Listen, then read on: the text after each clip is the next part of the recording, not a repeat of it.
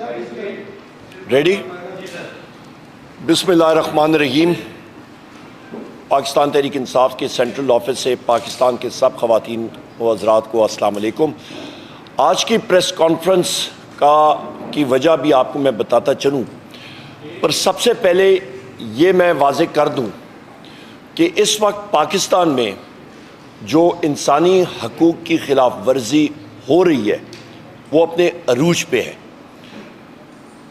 जो हमने देखा कि ये आपकी PDM हुकूमत 1 के दरमियान जो मुस्लिम लीग नून और पीपल्स पार्टी MQM और इनकी ज़ैली जमातें जो थी, इन्होंने निशाना बनाया था पाकिस्तान तहरीक इंसाफ को और हमारे महबूब कायद वज़ीर आज़म इमरान खान साहब को। उसके बाद आई इनकी ज़ैली हुकूमत जिनको हम लोग निगरान हुकूमतें कहते हैं, और उन निगरान हुकूमतों में चाहे वो KP हो या चाहे वो मोहसिन नकवी की गैर आइनी गैर कानूनी हुकूमत पंजाब में निगरान हुकूमत हो, ये दोनों KP की और पंजाब की हुकूमतें ये गैर आइनी और गैर कानूनी हुकूमतें हैं इस वक्त बहुत ही। इन्होंने जो इक़दामात पाकिस्तान तहरीक इंसाफ के हमारे साथियों के साथ उठाए वो ह्यूमन राइट्स अब्यूज़ यानी कि इंसानी हकूक़ की ख़िलाफ़ वर्जी के ज़ुमरे में आते हैं। उसके बाद आप आते हैं प्री पोल रिगिंग का सारा सिलसिला आप देखते हैं। इलेक्शन के दिन फॉर्म 47 का जिस वक्त इलेक्शंस का सिलसिला ख़त्म हुआ, पोलिंग ख़त्म हुई, तो अगले दिन 9 फरवरी के दिन जिस तरह फॉर्म 47 तब्दील किए गए और 50 और 60 और 70 हज़ार की लीड वाले पाकिस्तान तहरीक इंसाफ के जो हमारे विनिंग कैंडिडेट्स उम्मीदवारान थे उनको हराया गया धांधली के ज़रिए, तो वो आपने पाकिस्तान की तारीख़ क्या वर्ल्ड रिकॉर्ड आपने देखा कि किस तरह बेढोंगे तरीके से धांधली हुई। हमारी तकरीबन 180 सीटें कौमी असम्बली में होनी चाहिए और इसके लिए हम लोग हतल वसा कानूनी कोशिश करेंगे और आइनी और कानूनी ज़ुमरे में रहते हुए पुरअमन तरीके से नेशनल असम्बली में और सूबाई असम्बली के साथ साथ हमें जो आइन और कानून हक देता है हम लोग पुरअमन मुज़ाहरे पाकिस्तान के हर जगह में करेंगे इंशाअल्लाह। यहाँ पे मैं ये भी कहता चलूँ कि महंगाई का सैलाब जो कि मुस्लिम लीग नून की हुकूमत ने शुरू किया था, PDM हुकूमत 1 ने, और उस वक्त भी वज़ीर आज़म शहबाज शरीफ ही था, वही महंगाई का सैलाब आपके इनकी ज़ैली हुकूमत यानी कि इनकी केयर टेकर गवर्नमेंट ने जारी रखा, तेज़ी लाई, और ये हुकूमत मज़ीद इस पर तेज़ी लाएगी। अशिया खुर्द व नोश से लेके बिजली के बिल और गैस के बिलों में आपको बहुत ज़्यादा इजाफ़ा अगले कुछ दिनों में नज़र आएगा। ये असम्बली हम लोग बार कह चुके हैं कि ये मुकम्मल नहीं है, और हम लोग ये बात कर रहे हैं कि ये जो अभी इल्लीगल गैर आइनी और गैर कानूनी वज़ीर आज़म अपने आप को जो कहता है जिसका नाम शहबाज शरीफ है, और गैर आइनी गैर कानूनी वज़ीर आला जो बैठी हैं पंजाब में, इनके हाउस ही कंप्लीट नहीं। इसके साथ साथ मैं ये भी कहता चलूँ कि हम लोग डिमांड करते हैं CJ supreme court of Pakistan से कि खुदारा इन एक्टिविटीज़ का अज़ खुद नोटिस लें और इसका तदारक करें। पाकिस्तान ये नहीं सह सकता। अभी मैं बात करता हूँ कि ये एग्जैक्ट इंस्टेंसेस यानी कि ये एग्जैक्ट वो कौन से मौके थे जहाँ पे आपने देखा, या वो कौन से जगह थी जहाँ पे ये ह्यूमन राइट्स अब्यूज़ हुई। कल पाकिस्तान में मुख्तलिफ़ शहरों में हमारे पुरअमन एहतजाज हुए, और वो एहतजाज पाकिस्तान तहरीक इंसाफ की कॉल पे हुए। कोई गमला कोई चीज़ नहीं टूटा। इस्लामाबाद में भी हुए, पिंडी में हुए, लाहौर में हुए, मुख्तलिफ़ सिंध के शहरों में हुए, KP में हुए, बलूचिस्तान में, हर जगह हुए। पर आप सितम ज़रीफ़ी देखें कि पंजाब में जितने मुज़ाहरे हुए वहाँ पे वज़ीर आला पंजाब जो कि गैर आइनी गैर कानूनी तौर पे वहाँ पे बैठी हैं, मरियम नवाज़, उनके कहने पे और उनके जो नीचे IG जो सहूलतकार हैं वो तो अभी पब्लिक सर्वेंट नहीं रहा, वो एक घरेलू उनका एक सर्वेंट यानी कि उनका घरेलू मुलाजम बन के रह चुका है मुस्लिम लीग नून का। उसका नाम है डॉक्टर उस्मान।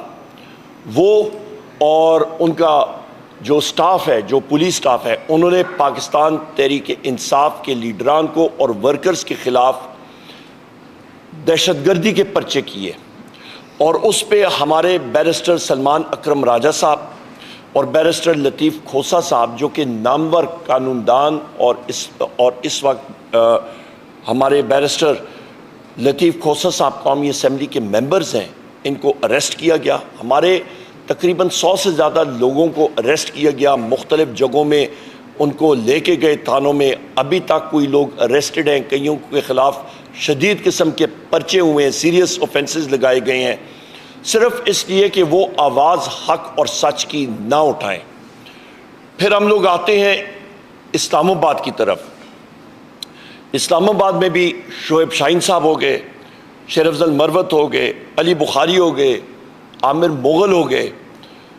इन साथियों के ख़िलाफ़ भी इस्लामाबाद पुलिस ने मुख्तलिफ पर्चे किए, सीरियस उन पर दिफात लगाए। किस लिए?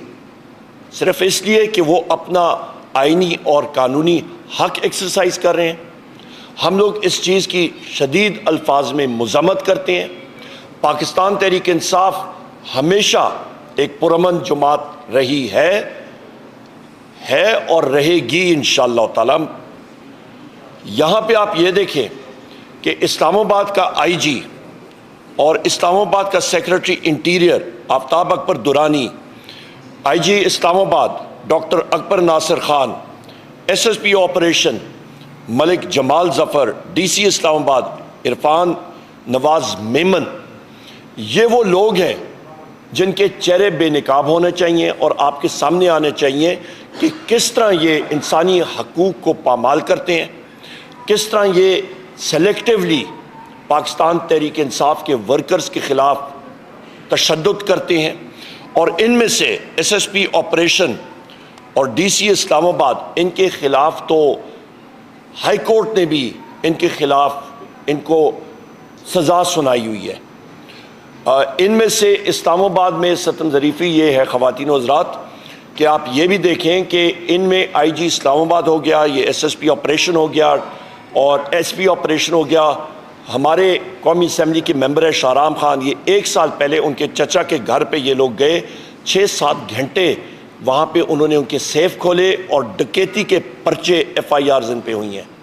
सो ये लोग तो पुलिस की वर्दियों में एक किस्म के डकैत बैठे हुए हैं और ये मैं या आप नहीं कह रहे हैं, ये अदालतें ये बात कर रही हैं। तो यहाँ पे ये क्या प्रोटेक्शन प्रोवाइड करेंगे?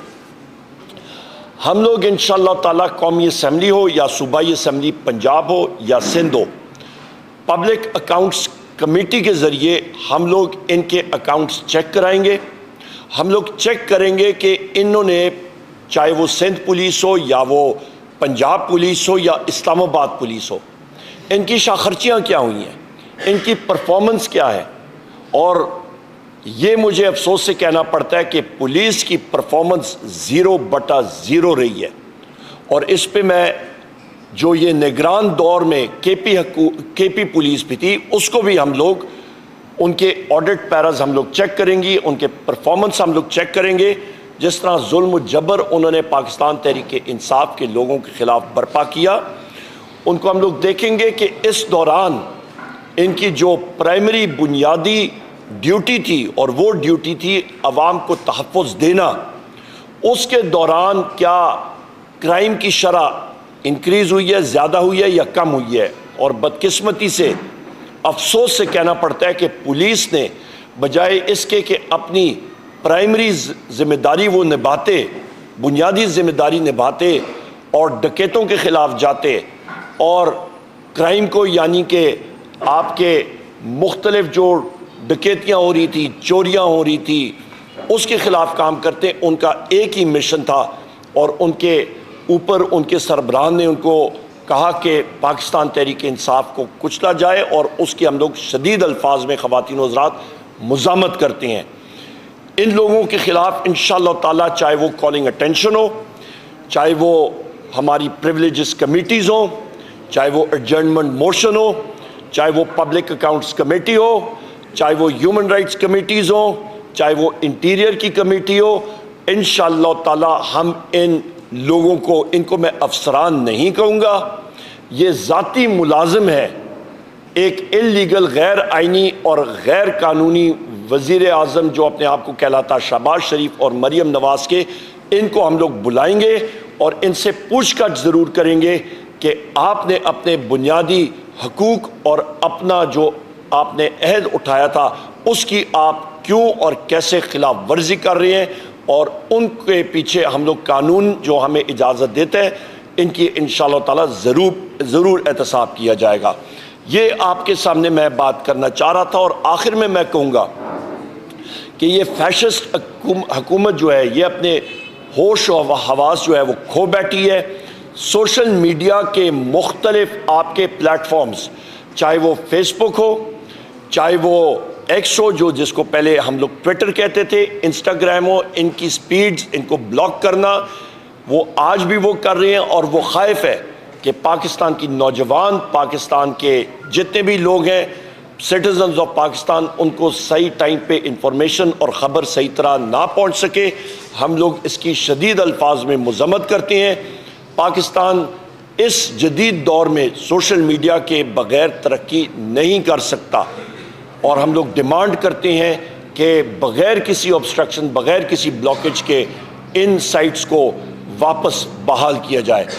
और मैं आखिर में एक बार फिर ये बात करूँगा कि हमारी प्राइमरी रिस्पॉन्सिबिलिटी ये है, हम लोग कौमी असम्बली में हो या सूबाई असम्बली में, हम लोग इंशाअल्लाह ताला कानून के ज़रिए अपने महबूब कायद और वज़ीर आज़म पाकिस्तान इमरान खान साहब को, बुशरा बीबी को, मखदूम शाह महमूद कुरैशी साहब को, चौधरी परवेज़ इलाही साहब को, अपनी ख़वातीन मेंबरान और वर्कर्स जो पाबंद सलासल हैं, और हमारे मर्द हजरात और लीडरशिप और हमारे एक्टिविस्ट जो पाबंद सलासल हैं, उनकी बाजियाबी के लिए हत्तल वसा हम लोग कोशिश करेंगे कि वो अपने ख़ानदान के पास वापस जल्द अज जल्द उनसे मिल सकें। और यहाँ पे मैं ये भी कहता चलूँ कि बुशरा बीबी को जो फैसिलिटीज़ दी जानी चाहिए वो इन टोटो वो कंप्लीट फॉर्म में दी जानी चाहिए। उनका घर या सब जेल डिक्लेयर किया गया है, उनको एक छोटे से कमरे तक महदूद किया गया है जो कि ह्यूमन राइट्स की वायलेशन है। उनका खाने का मसाइल है वो अभी तक हल नहीं हुए हैं, उसकी हम लोग शदीद अल्फाज में मज़म्मत करते हैं और डिमांड करते हैं कि बुशरा बीबी को आप इमरान खान साहब की कमज़ोरी ना समझें। बुशरा बीबी अल्हम्दुलिल्लाह हमारे महबूब कायद वज़ीर आज़म पाकिस्तान जनाब इमरान खान साहब की ताकत है। बहुत बहुत शुक्रिया जी।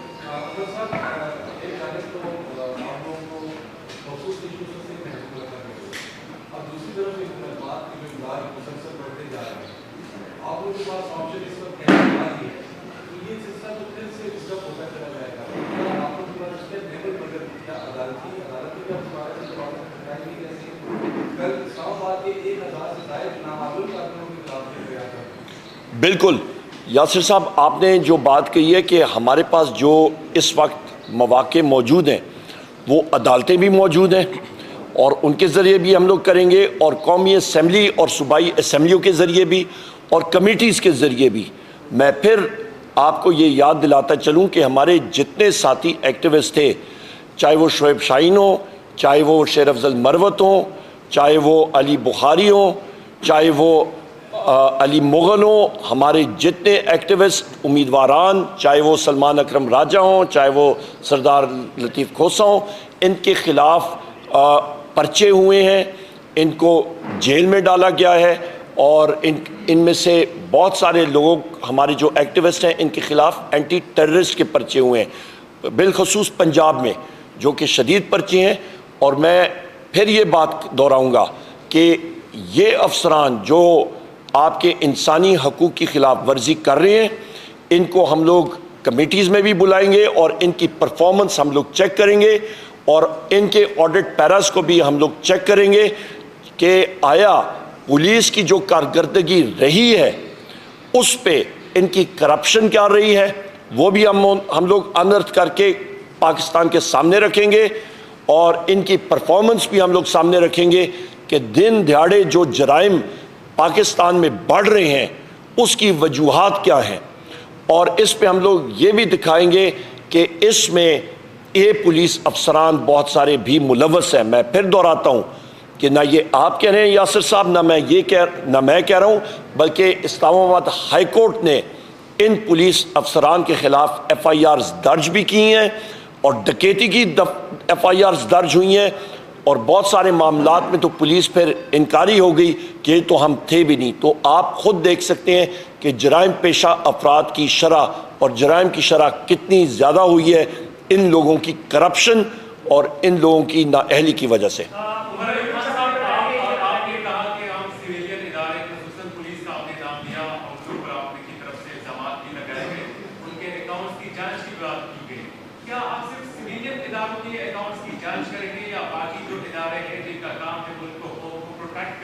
जिनका काम है इलाकों को अपहेड करना, जो अपने काम को अंजाम देने में बिल्कुल मतलब they are not taking any kind of interest in rather they are involved in different type of violations.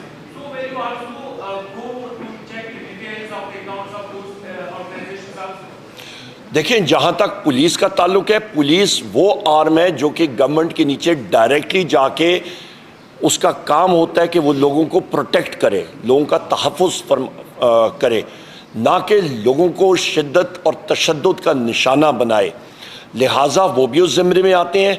आप या लॉ इन्फोर्समेंट एजेंसीज़ की बात करते हैं, उनके भी अकाउंट्स पब्लिक अकाउंट्स कमेटी में आते हैं, उनकी भी जांच पड़ताल होगी, क्यों नहीं होगी। जो भी आपके स्ट्रक्चर में पब्लिक अकाउंट्स कमेटी में आते हैं उन सारों की ज़ाहिर बात है हम उनके ऑडिट पैराज एक्सेट्रा आते हैं, उनको देखा जाएगा। सॉरी, ज़रा ऊंचा बोलेंगे, आपकी आवाज़ नहीं आ रही। इलेक्शन से पहले IMF का जब डेलीगेशन यहाँ आया था, उसमें डेलीगेट साहब के साथ भी नेगोशिएशन की थी कि इलेक्शन के बाद कोई भी गवर्नमेंट आ जाए तो हमें मुश्किलात पेश आए।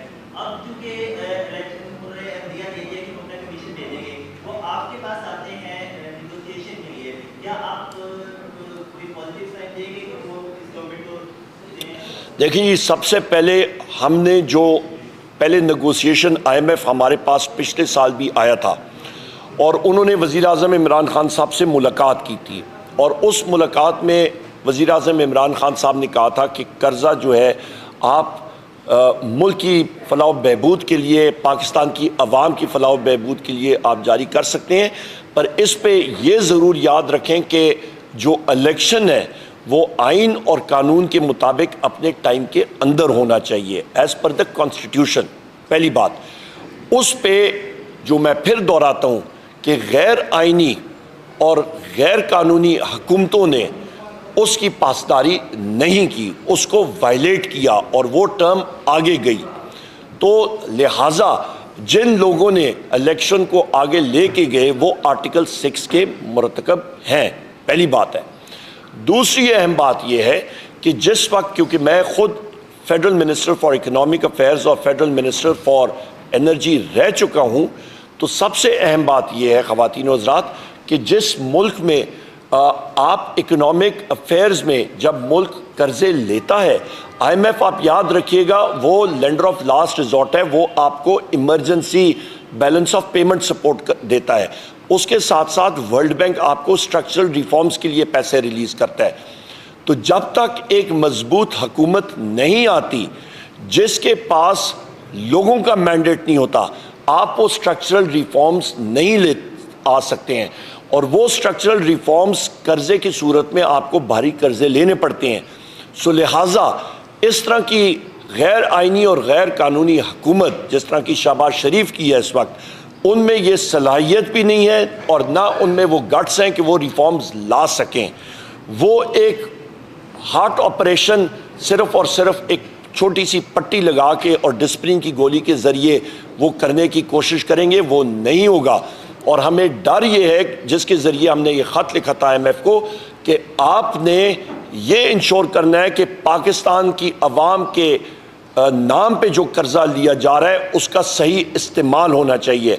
हमें ये नज़र आ रहा है कि हुकूमत वक्त, सो कॉल्ड हुकूमत वक्त, ये नाजायज़ हुकूमत है, ये वो पैसे का ज़िया करेगी और उसको हम लोग चेक एंड बैलेंस से कंट्रोल करेंगे। आज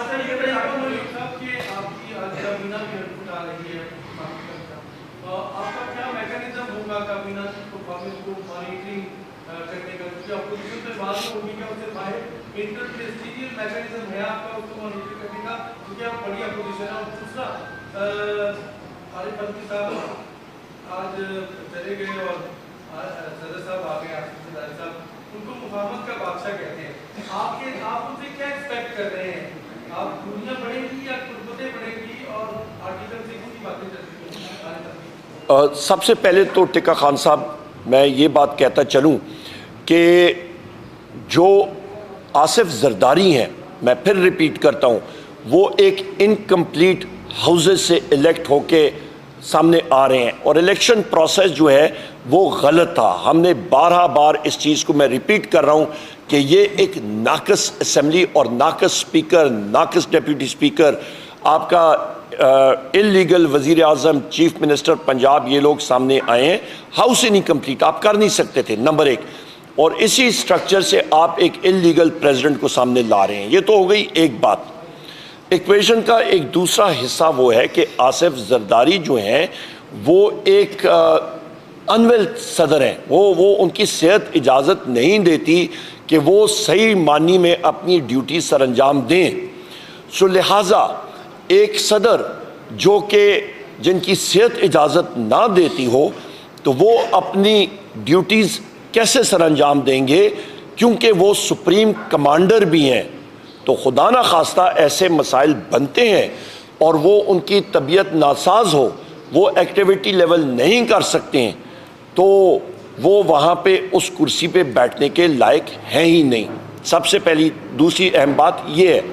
सो लिहाजा उनकी एबिलिटीज़ के वो किसी किस्म की मुफाहमत करें, वो जो है वो नामुमकिन सी बात है। इस वक्त वो मुफाहमत नहीं कर सकते हैं, वो अपना इलाज कराएं, वो इस वक्त अपनी जो आराम है वो करें। मुमलिकत के मसाइल जो हैं वो चलाने के काबिल नहीं हैं। ये एक अहम बात है।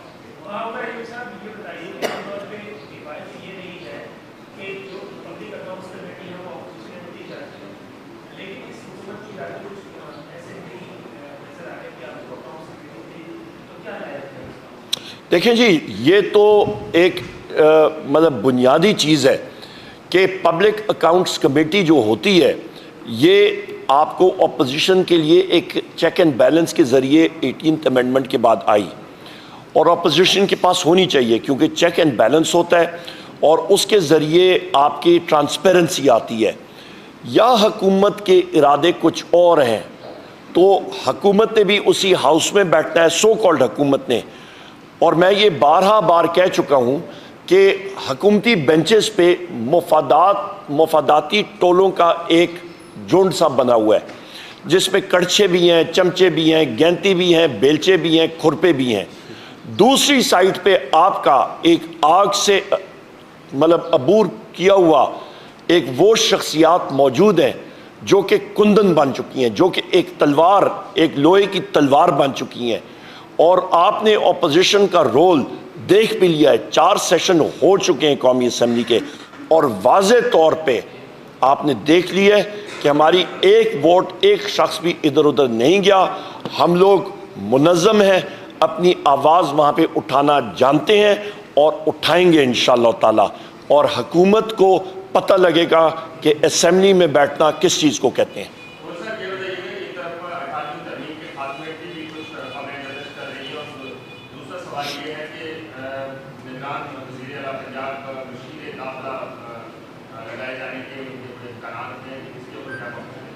सबसे पहले ये बात है कि जी 18वीं तरमीम को ख़त्म करने की सूरत हाल या आती है तो मुझे पीपल्स पार्टी के अंदरूनी मसाइल का तो नहीं पता, पर मैं प्रेडिक्ट कर सकता हूँ कि मेरा ख्याल है उसी वक्त ये हुकूमत जो है ये ख़त्म हो जाएगी। नंबर 1, क्योंकि वो इस चीज़ को सपोर्ट नहीं कर पाएंगे। नंबर 2। नंबर 3 बात आपने बात की मोहसिन नकवी की। गालबन मोहसिन नकवी जो है वो यहाँ पे या सेनेट में आता है या जहाँ पे भी आता है, उसको फ्लोर ऑफ द हाउस पे आना पड़ेगा।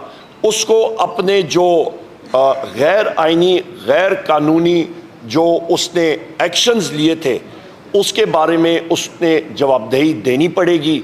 और ये भी मैं कहता चलूँ कि मैंने अपनी उम्र में बहुत सारे वक्त के फ़िरौनों को देखा हुआ है, और मैं ये बात अपने ट्वीट्स में भी कह चुका हूँ, सोशल मीडिया पे भी और मीडिया पे भी, कि वो वक्त के फ़िरौन फिर जाके बाद में जिस वक्त कुर्सी पे नहीं होते हैं वो लोगों से जाके फिर पैर भी पकड़ रहे होते हैं और माफ़ी भी मांग रहे होते हैं।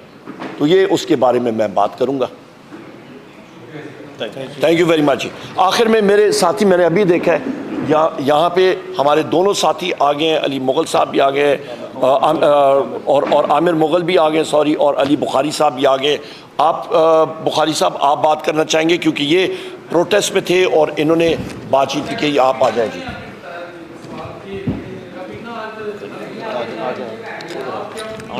काबीना के बारे में जी, टिक्का खान साहब, काबीना, फेडरल काबीना के बारे में आपने पूछा 0 + 0 + 0 + 0 multiply by 0 divided by 0, number 1। दूसरी चीज़, उनको मॉनिटर कैसे करेंगे? ज़ीरो को आप कैसे, उनकी क्या कारकर्दगी होगी? वो तो मतलब उनकी कारकर्दगी में पहले से आपको बता रहा हूँ, उनमें कैपेबिलिटी इस सो कॉल्ड हुकूमत ने नहीं है वो कुछ कर सकें। इलीगल हुकूमत है, इन्होंने आए बाएँ शाए करके, इनको समझ ही नहीं है। जो सो कॉल्ड वज़ीर आज़म अपने आप को वहाँ पे अपनी तकरीर से शुरू करता है कि जी मैं शुक्रिया अदा करता हूँ लीडर ऑफ द ऑपोजिशन बनने का, उसको ये मालूम नहीं है कि मैं कौन सी जगह पे क्या कर रहा हूँ, बैठा हूँ शहबाज शरीफ। उसके काबीना वालों को भी नहीं पता उन्होंने करना क्या है। तो अल्लाह अल्लाह खैर सलाह जी।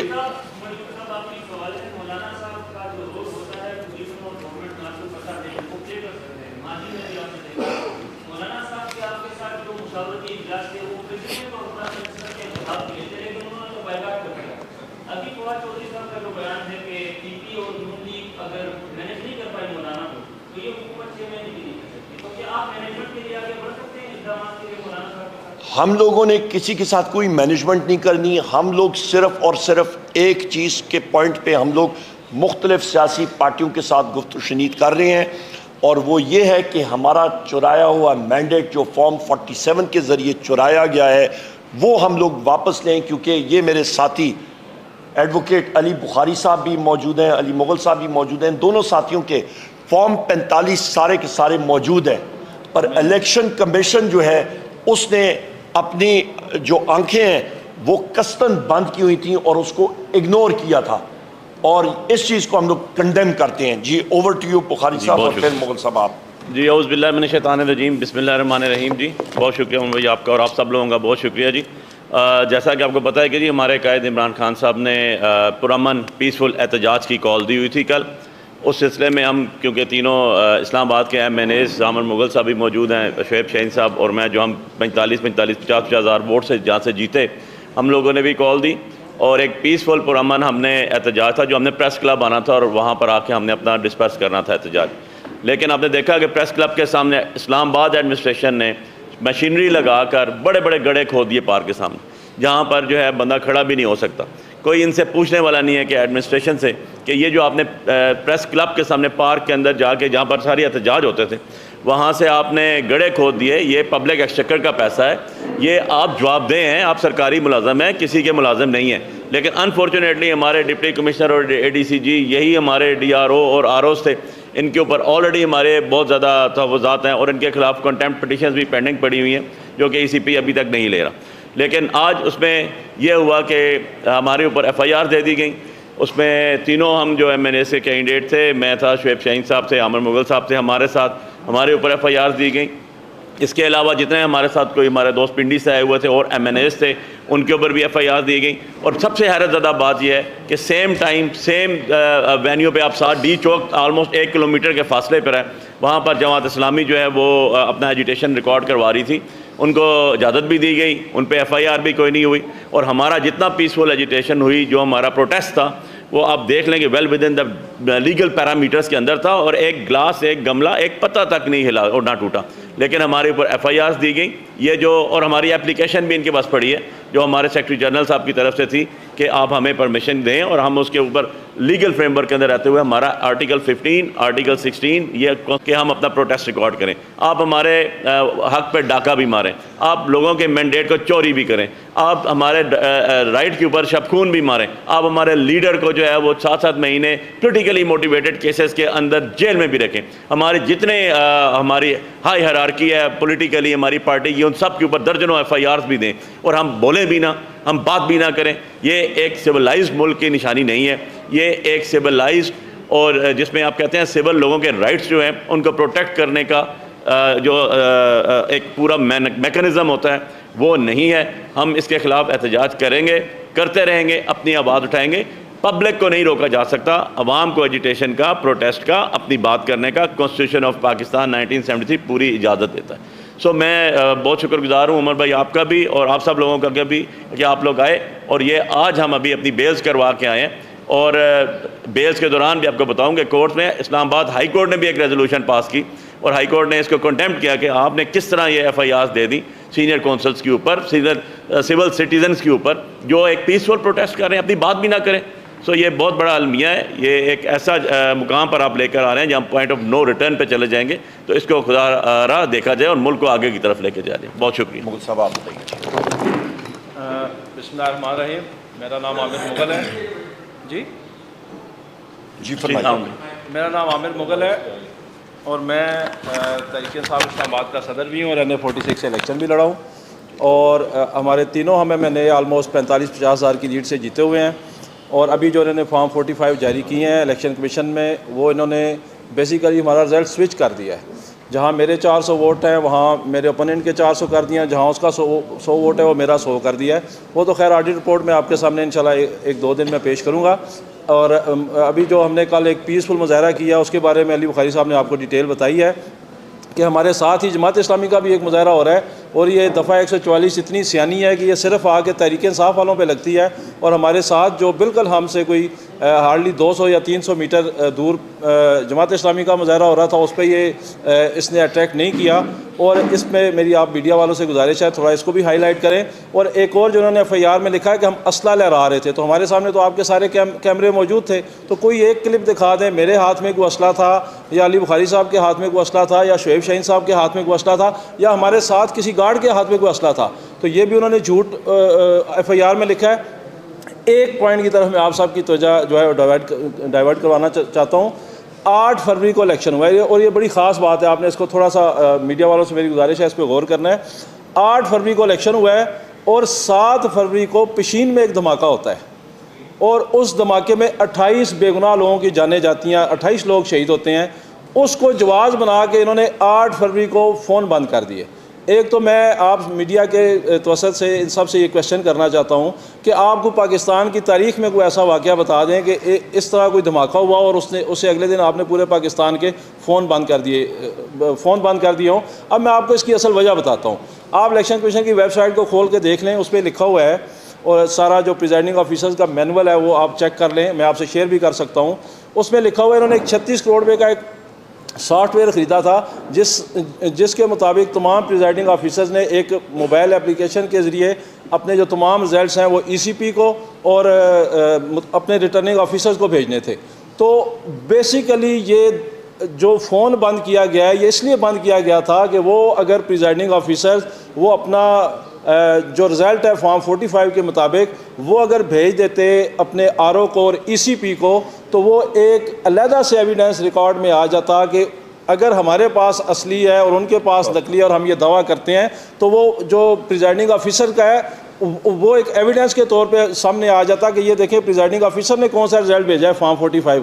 तो ये बेसिकली उसको रोकने के लिए फ़ोन बंद किया गया और अब हमारा ये शुबा है कि फ़ोन बंद करने के जवाज़ के लिए वो 28 लोगों को बेगुनाह लोगों को जो शहीद करवाया गया है इसका ज़िम्मेदार भी वो जो काकड़ है वो है और उस वक्त का वज़ीर दाखिला और इलेक्शन कमीशन ऑफ पाकिस्तान इनके साथ मुलव्वस है। तो जब कभी भी हमारी ये गवर्नमेंट आएगी तहरीक इंसाफ की तो हम तहकीकात करवाएंगे उस 7 फरवरी के धमाके की भी और खामखा इसमें मुलविस होगी ये निगरान गवर्नमेंट, क्योंकि 28 बेगुनाह लोगों को शहीद करके उसको जवाज़ बना के अगले दिन फ़ोन बंद किया गया।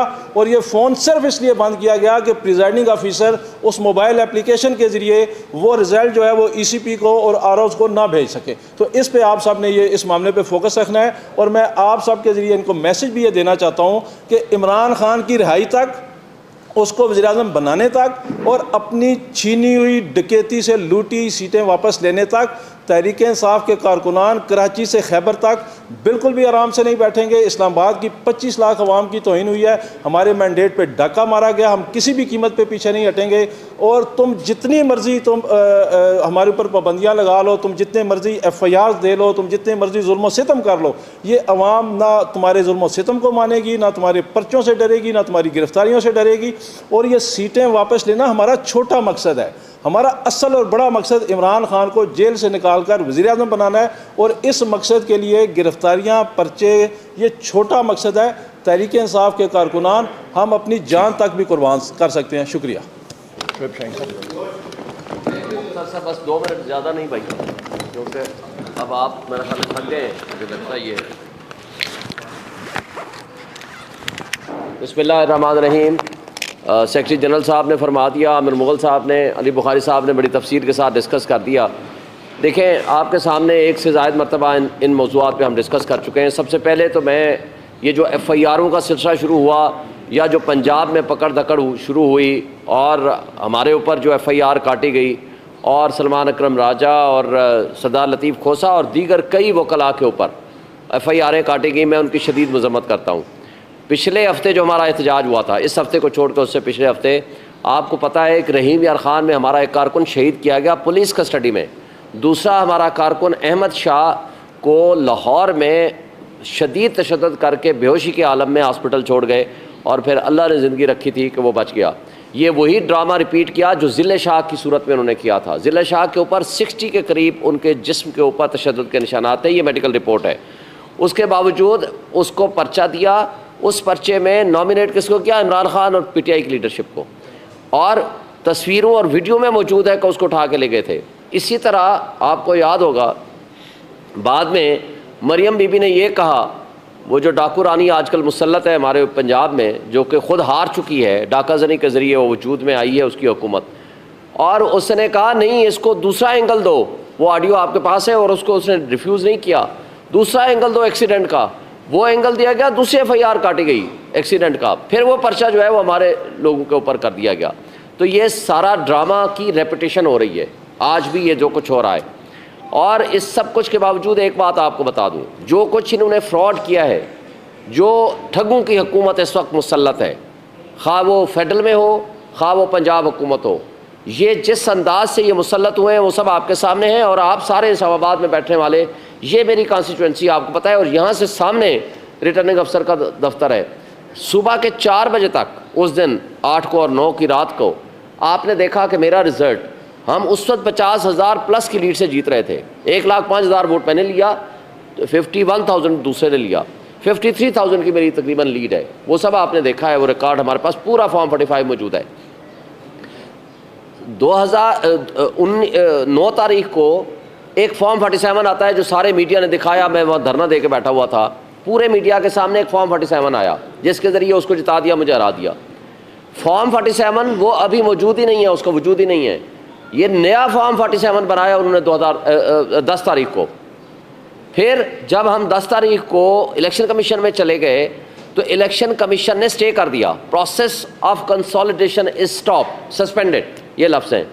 और हमने आकर के यहाँ 12 बजे का टाइम था फॉर्म 48 जारी करने का कंसोलिडेशन के लिए। फॉर्म 48 तो जारी बाद में होना था, उसी दिन कंसोलिडेशन होनी थी। 11:30 बजे पहुँच के इन्होंने आर्डर किया बाई राइटिंग, आपके सारे मीडिया के सामने मौजूद है, हमने प्रेस कॉन्फ्रेंस भी उस दिन की थी।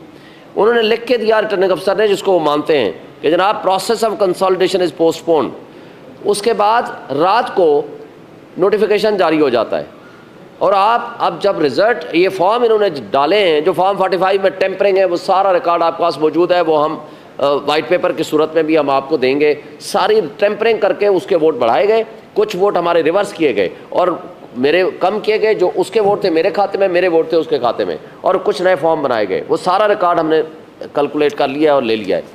और एक और अजीब सी बात है, फॉर्म 49, 48 जारी होता है 12 तारीख को और नोटिफिकेशन है 11 तारीख का। ये इसलिए नोटिफिकेशन सस्पेंड किए थे हाई कोर्ट ने और इलेक्शन कमीशन को कहा था आप इसको चेक करो। यानी बेईमानी की और जराइम की आमाजगाह, वो करप्ट हमारे ब्यूरोक्रेट और वो जो जराइम की आमाजगाह बना हुआ है इलेक्शन कमीशन ऑफ पाकिस्तान, उसने हमारी पिटीशन डिसमिस कर दी विदाउट सीइंग। भाई खुद आरओ लिख के दे रहा है और वो मान रहा है मैंने लिख के दिया। इलेक्शन कमीशन ने खुद स्टे दे रखा है। और उसके ऊपर सबसे इंपॉर्टेंट बात है कि फॉर्म 48, 49 के बगैर नोटिफिकेशन कैसे हो सकता है। लेकिन इस सारी मिली भगत के बावजूद आज तक हम बाहर बैठे हुए हैं, वो कठपुतली और नाजायज़ एमएनए अंदर बैठे हुए हैं। और अगर हम पुरअमन एहतजाज करें तो हमारे लोगों के ऊपर FIR, तशद्दुद और जो कुछ हुआ है इसकी हम शदीद मजम्मत करते हैं। लेकिन एक बात हम इनके सहूलतकारों को और स्पेशली इस्टेब्लिशमेंट को एक बात कहना चाहते हैं कि इस मुल्क में हम जैसे अगर कानून के रखवाले, कानून को नाफिज करने वाले और लॉ अबाइडिंग सिटीजन्स के ऊपर, वकला के ऊपर, सीनियर वकीलों के ऊपर भी इस तरह अगर आपने पर्चे करने हैं तो अफसोस से कहना पड़ता है इस मुल्क में फिर ना आइन है, ना कानून है, ना जंगल का कानून भी इससे फिर बेहतर होगा। दूसरी बात कि जो कुछ आप आज कर रहे हैं ना इससे सियासी इस्तेहकाम आएगा और ना इससे माशी इस्तेहकाम आएगा। लोग ऑलरेडी बेरोज़गार हो चुके हैं। $18 बिलियन सालाना मुफ्त मरात बदमाशिया ऊपर खा रहा है। आपने मज़ीद कर्ज़े लेके इस मुल्क के लोगों को जो 12 रुपये हमारा बिजली का यूनिट था उसको 70 रुपये पे पहुँचाया। और कल आपने फिर जो 500 रुपये गैस का बिल होता था 50,000 पे पहुँचाया। अब आपने जो मज़ीद जुल्म करने हैं इसके ज़रिए, इन हरकतों के ज़रिए ना इन्वेस्टमेंट आएगी, इस मुल्क के लोगों को मज़ीद आपने गुर्बत की लकीर के नीचे फेंकना है और इससे नेशनल सिक्योरिटी एट रिस्क आ जाएगी। इसलिए आज भी वक्त है इन ठगों को हमारे ऊपर मुसल्लत करना छोड़ दें। और ये जो अभी आज लिस्ट आई है मिनिस्टर्स की, आप उनके नाम उठा के देख लें, सब फॉर्म 45 से हारे हुए लोग हैं। इनको अगर हमारे ऊपर मुसल्लत करना है तो लोग इनको एक्सेप्ट नहीं करेंगे। ना ये रिफॉर्म्स करने की कैपेसिटी रखते हैं, ना इनमें सलाहियत है, ना इनकी नीयत है। ये इन्होंने माल कमाना है, इस मुल्क से बाहर चले जाना है। मैं इन्हीं अल्फाज के साथ आपका बहुत मशकूर हूँ। Thank you. बहुत शुक्रिया जी, थैंक यू।